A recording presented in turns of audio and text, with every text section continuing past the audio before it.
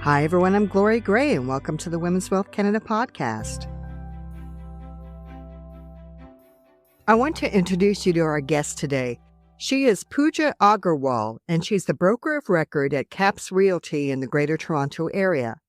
After earning her MBA in real estate development, Puja was working with a commercial real estate development and investment trust when she was asked by one of the largest developers in Florida to help market Florida real estate to Canadian snowbirds during the 2009 recession. Puja's company grew quickly, and soon clients began asking her for help in buying investment properties in the Greater Toronto Area as well. Given the current interest in investing between the U.S. and Canada, we're lucky to have Puja with us today to talk about the opportunities and challenges right now in using real estate as an investment in both the U.S. and Canada. So grab a beverage and join us as Puja and I talk about women, wealth, and real estate in uncertain times.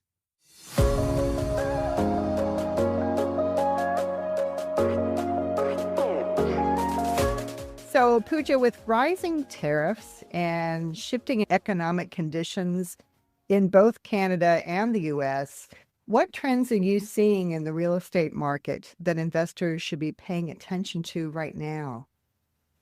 That's a great question, Glory. As we are in a time where macro factors like tariffs, interest rates, and even elections are driving investor demand. And as you know, I've had my real estate brokerage for the last 15 years and have gone through personally 2 recessions, one in 2009, the U.S. financial crisis when we first started our brokerage, and then again in 2020 during COVID. And how I see it different now is that there's a lot more uncertainty. During the 2009 recession, Canada didn't get affected as much as our banking system was a lot more vigorous in giving out mortgages, so we didn't have foreclosures like the U.S. did, right? So a lot of our investors here, they weren't impacted as much in their Canadian real estate holdings. And we kind of helped them understand that it was a complete buying opportunity, in fact, in the U.S. instead. And that's when we actually started offering a lot of the properties in Florida that we help our Canadians get for the last 15 years. So there was uncertainty, but not as much in Canada. There was a lot more in the U.S. And in 2020, what we saw was during COVID, we knew that things would eventually get better. And there was so much government stimulus that the uncertainty actually only lasted a few months. And now contrasting both of those last 2 recessions to what we're experiencing now, I feel is a night and day difference, especially in Canada, right? Like for the last 15 years, we haven't really experienced a big recession. And not to say that we are in one, but the signs are fully showing that things have definitely slowed down. Prices for the first time are decreasing, especially in the Toronto market. First time ever, we're noticing almost a 3% price decline in the GTA. And as investors and as property owners, we're not used to that, right? So we have the uncertainty. And then we also have interest rates. We all thought, especially in our real estate industry, we thought that, as the government's decreasing rate this year and the spring market's coming, things will get back to normal this year. And we're really hoping for that recovery. And then in February, boom, out of nowhere, we hear about the tariffs, right? And that kind of just threw the entire market out of whack. And with the tariffs, it's a territory a lot of us are not familiar with. We haven't experienced this in the past. We don't know how to basically predict what's going to happen in the future. A lot of people, they're scared for their businesses, what's going to happen. They're scared for their job. So a lot of investors in general and buyers and sellers are kind of on a hold at the moment, trying to make sense of it all. Things are really getting affected right now. But I always tell, especially a lot of our clients, that this is actually a very good buying opportunity for real estate, right? When there's uncertainty, that's when you're going to get the good deals. So there's always a good and bad in each scenario. And but we definitely are getting affected. And just to kind of maybe share some stats with you, in the GTA here, if we compare this month compared to the same month last year, we're already noticing a 28% increase in the number of listings. So there's a lot, yeah. So there's a lot more properties in the market. There's a lot more choice for buyers. So buyers are, what we're noticing at the brokerage level, they're taking their time, right? They're picking the home that they really want, or they're trying to negotiate the best deal. And sellers at this point really don't have much choice. If they really need to sell, they got to take what they get, or they're waiting to sell. And it is definitely a buyer's market, which is amazing for our buyers and investors, like I mentioned. Well, and I love what you were saying about opportunities, because one of the tenets that I often talk about on the podcast is that money never disappears. Somewhere, someone is making money right now, right? In good markets, in bad markets, whether it be real estate, stocks, bonds, any investment market, someone somewhere is making money. So, given what you were saying, with the current economic conditions, how is that impacting investment strategies in Canada versus the US right now? Yeah, so it's funny because to your point where there's always money being made somewhere. So when I started my brokerage back in 2009, it was very much a similar thing, right? And the US is going through the recession. Canada's a little uncertain. Everyone's on hold, but at the same time, that was the best buying opportunity in the US. Till this day, investors are waiting for properties to be 30 cents on the dollar, the dollar to be at par. So those who did take advantage of that buying opportunity are laughing right now. So no, it's a very good point you made. And how are current economic challenges affecting both sides of us? Well, like I told you, our strategy from day one for us and our investors has always been to diversify, diversify, diversify. So even when you're investing into real estate, it's important for your portfolio to have both geographic and asset class diversification. I've always believed, like I've got an MBA background, I always knew you can't have your eggs all in one basket. And this is something I have been literally educating our clients on for the last 15 years. So like I mentioned, when we first began introducing Florida properties to a lot of our Canadians back in 2009, our number one point was you need to diversify your Canadian real estate. So this way, if anything happens in Canada, you still have a U.S. asset that's earning U.S. dollars. So not only are you diversified in real estate, but you're also diversified in currency. And now if you compare it to 2009, when a lot of our Canadians bought their property par, when one Canadian dollar basically equaled one U.S. dollar, and now they've made over 45% on just the currency alone. So that shows you the power of diversification. So thus, we want to continue to help our clients buy and invest in real estate on both sides of the border, so you have less volatility when different things happen in the market. Because they always usually affect markets in a different way, depends on where you are. Like we're seeing right now, Canada's a lot more impacted than the US at the moment in terms of real estate. But like I mentioned, I'm seeing a huge buying opportunity right now, especially in real estate in the US. There's a lot more availability we're noticing, especially on the commercial side, because a lot of loans are beginning to renew. So I believe 2025 is definitely going to be a buying opportunity. So we've got, our eyes open, our investors are ready to go. And this is like the time that you basically have to be ready to steal those real estate deals when no one else is really, ready to go into the market. That's great. So you mentioned when those commercial loans are ready to be due, it might be a good time to buy. Can you just briefly explain to our audience what you mean by that? Yeah, absolutely. So commercially loans in the US, just like in Canada, we have 5-year terms. A lot of the commercial property that was bought during COVID, for instance, had the 5-year term, but at the low interest rate that was available COVID time, which was around 1.5–2%. Now, when those loans are coming up for renewal 5 years later in 2025, they're coming up at renewal at a higher interest rate, almost around 5, 6, 7%, which makes it usually very unaffordable for the owner to still keep that asset and cash flow. A lot are able to keep it, but a lot are not able to keep their assets. So they might be selling out of desperation because they can't, again, renew at the higher interest rate.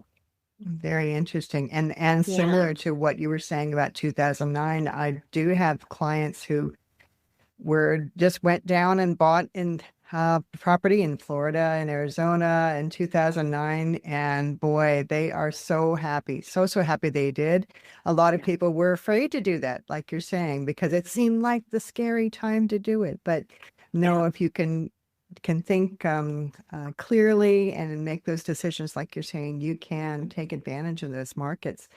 I know that you particularly have multi-generational wealth in your family with real estate. It's a family business. So why do you believe that real estate, especially across borders, is such a powerful tool for building generational wealth? Yes, you're absolutely right. So everyone from my grandfather to my father to myself now has been in the real estate business. And I actually manage like a huge multi-million-dollar real estate portfolio for our family as well. And why we so heavily believe in real estate is because it's bricks and mortar at the end of the day. You can touch it, you can feel it. Even if the market's volatile, even if things are going down, you still have the assets there in front of you at the end of the day. And if you look at the trend for real estate over the last 100 years, yes, you'll see ups and downs every 10, 15 years, which is a normal cyclical market. But if you look at the 100-year trend, for the most part, it's an upward trajectory, right? Real estate tends to move upward if you have a long-term perspective. So that's why we love it. When you invest across borders, you diversify not just your asset class, but your currency exposure, like I mentioned. You have different taxation strategies you can work with, and you have a lot more growth potential. So it definitely is a long-term game, but when it's done right, real estate can really, really add generational wealth. That's the number one reason why me and my family, we love real estate. And I know a lot of our listeners think in terms of 5 generations down the road. How are we going to build wealth for the fifth generation to follow us? So real estate is a perfect example of that and how to do that. We women often tend to think in terms of family. But what are the biggest misconceptions that people, especially women, have about getting started in real estate investing? That's a great question. I honestly think the biggest misconceptions are that you need a ton of money to start, or too much work to manage these properties, or it's just overall too risky. And they're kind of waiting for that perfect time and not sure when to pull the trigger. Or they sometimes feel like they need to know everything up front. And I can tell you, in my last 15 years of doing real estate, not a single deal has been the same as another deal. Like there's always different things that come up, new things that you're going to learn. And it never really is the perfect time. And like Warren Buffett says, the best time to buy real estate was yesterday. Right? So I love that saying because it's so true. Year and year after you look at that quote, it's always true. It's always you wished you bought sooner. You wished you bought, 5 years ago, 10 years ago. Like I said, if you look long term, your investment in real estate goes up. So I think all these concerns can really be overcome if you're working with an experienced and professional team that can guide and advise you properly based on your individual investment goal. And in terms of money, there's honestly so many strategies you can use to minimize your down payment on a property. Again, working with the right team, they can give you different strategies. And management-wise, you can hire management companies, right? They can literally take care of everything for you if you choose to do so. Or you can do it on your own. Or sometimes you can even build a team for that. And timing-wise, like I said, now's the best time, right? So the key is just to get started. And these concerns, I feel they're all normal. They're all natural. I myself, when I first started investing 15 years ago, had the same concerns. But you just gotta take action, right? And all will be fine. I'm often questioned why I work in particular with women. 95% of my clients happen to be women. And my answer is often that the discussions we have around money are different than the discussions that men might have around investments and money. Have you seen women approach real estate differently than men? And what unique strengths do you think that women bring to investing in real estate? I love this question. And yes, absolutely. I've seen a huge difference. Since me starting in real estate, the meetings that have come into our office, Glory, I will tell you, I'm shocked by these numbers. But since I started my brokerage, I would say 60% of the people that walk into my office are usually men. 30% of those are couples, where most of the men are usually taking lead in the conversation, and only 10 to 15% are women taking lead. Yeah, Wow. yeah.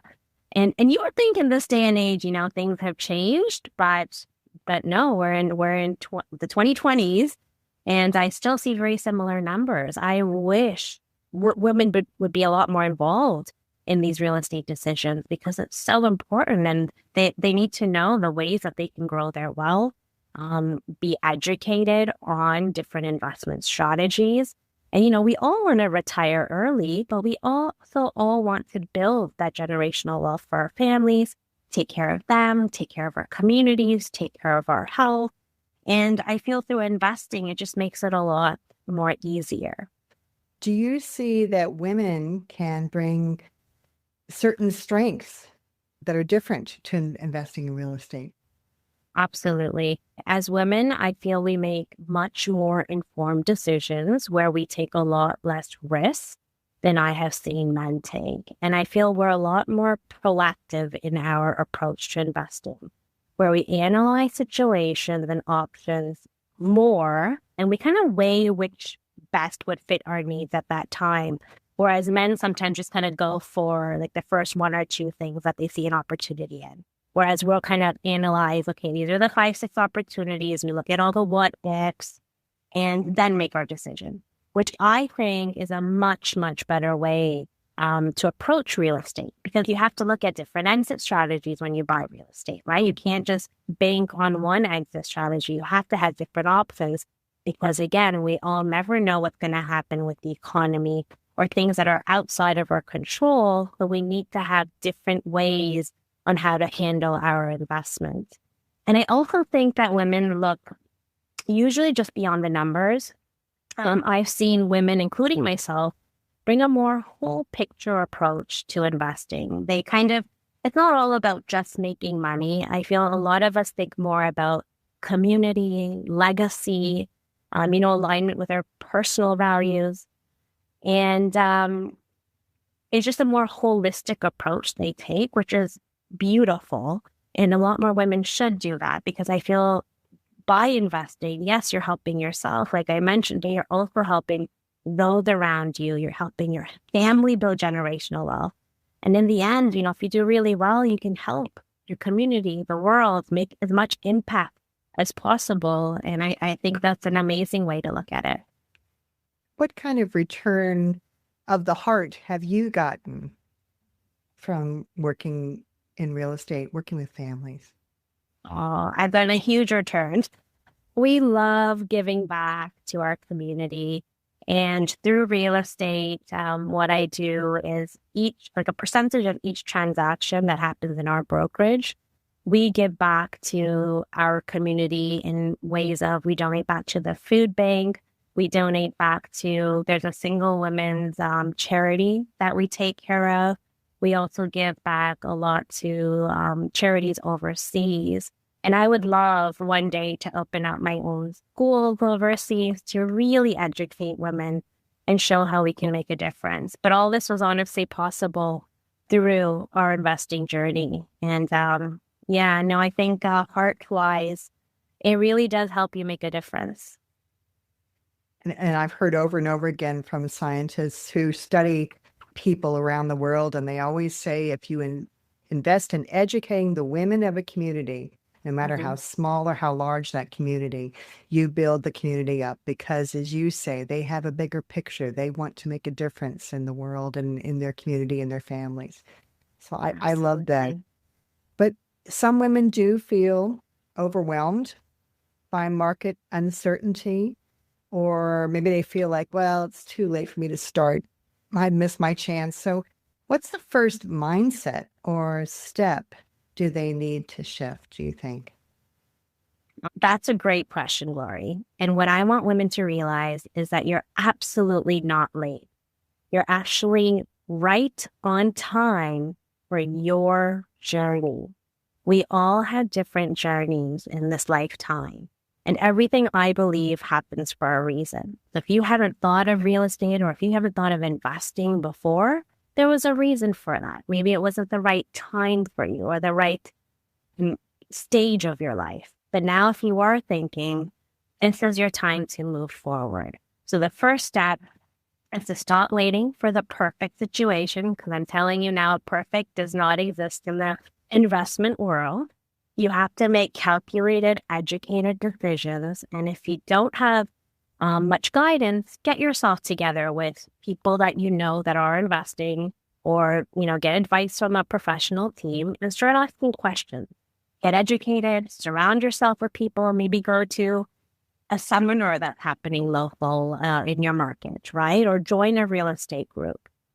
Just things to build momentum and feel more confidence. And soon your confidence is going to grow with experience. And like I said, till this day, I'm still learning, right? And you will continue to learn, but the key step is to take action. Just start.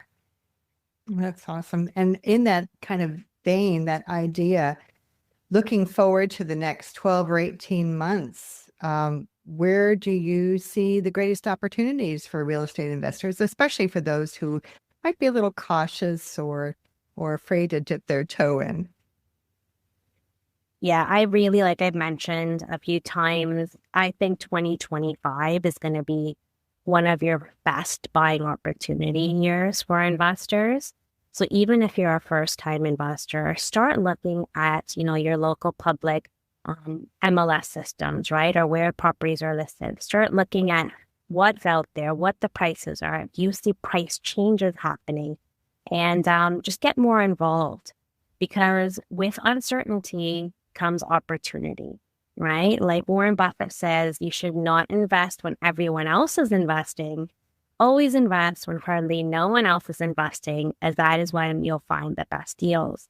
And in real estate, we often think in our industry that where you make the most money is on the buy side of the deal. So this opportunity, I'm telling you, in the last 15 years, I've only seen a buying opportunity like this back in 2009, 2010. And I feel we might see, I don't think we'll see such low prices, but we'll start seeing properties more available in the market and slight price decreases, right? So both on the Canadian and on the US side. So start looking, start getting more educated. And that way, when a property deal does come up, you know more to take action. Right now, locally, what's happening, what we're noticing is both in Toronto and US, many deals have begun to surface, but these are different kinds of deals. In Toronto, we're noticing a really good opportunity on the residential investment side, especially on the condo market. There are amazing assignment deals that are beginning to show up, where, some buyers are walking away from half of their deposit.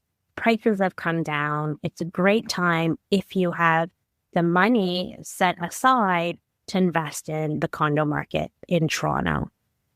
And on the US side, what we're noticing is there's not as many deals on the residential side, but we're noticing a lot more deals coming up in the commercial side, mainly to do with the 5-year loan renewal that I mentioned in the beginning to you. So us and our investors are literally every day sourcing out deals, looking at them, and just getting ourselves prepared too for that buying opportunity. There are some that are coming up now, but I feel in the next few months, there will be a lot more opportunity. So keep an eye out, and always remember the key thing in real estate is location, location, location.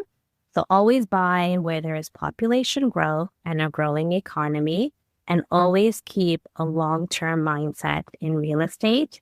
And for the long run, you will do well. You mentioned assignment.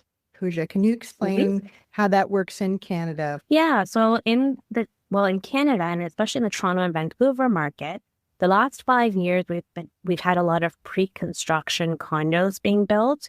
When pre-construction means you're buying the property before it's even built. So a lot of buyers would buy the property. I think 2-3 years ago, they signed the contract. They were going to buy a 2-bedroom condominium for, let's say, $600,000 at that time, and they put $100,000 deposit. But now when the closing is here in 2025, because of the economy, or maybe their business is not doing well, or some personal issue, or also the interest rates, they might not be able to close their units.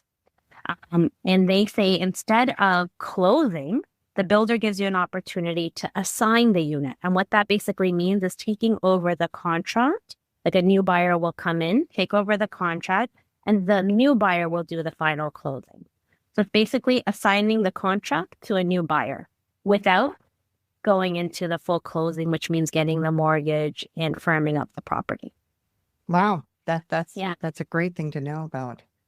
Yeah, so there's a huge opportunity there in assignments right now. We're literally getting a handful a week that are excellent deals. So for first-time investors, that's definitely a great opportunity.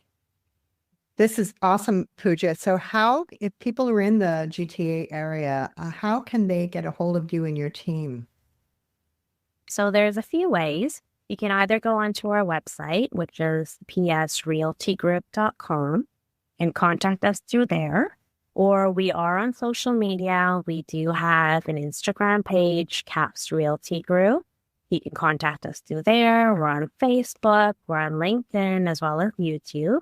Or you can always call our office, 905-698-0044, and we'd be happy to help anything real estate related. Thanks so much for being on the Women's Wealth Canada podcast with us today, Pooja. Yeah, no, thank you so much, Glory. This was wonderful.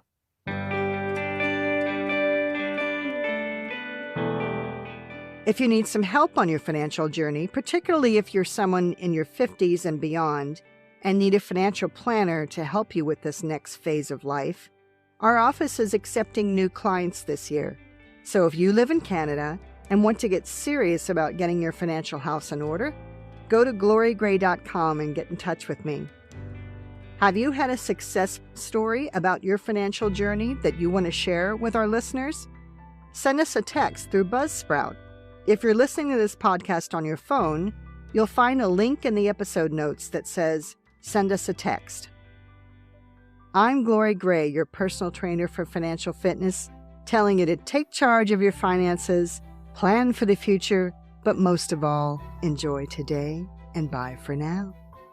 This podcast is for informational purposes only and should not be construed as investment, tax, or legal advice. It is not an offer to sell or buy, or an endorsement, recommendation, or sponsorship of any entity or security cited. Mutual funds offered through Portfolio Strategies Corporation. Other products and services provided through Glory Gray Wealth Solutions.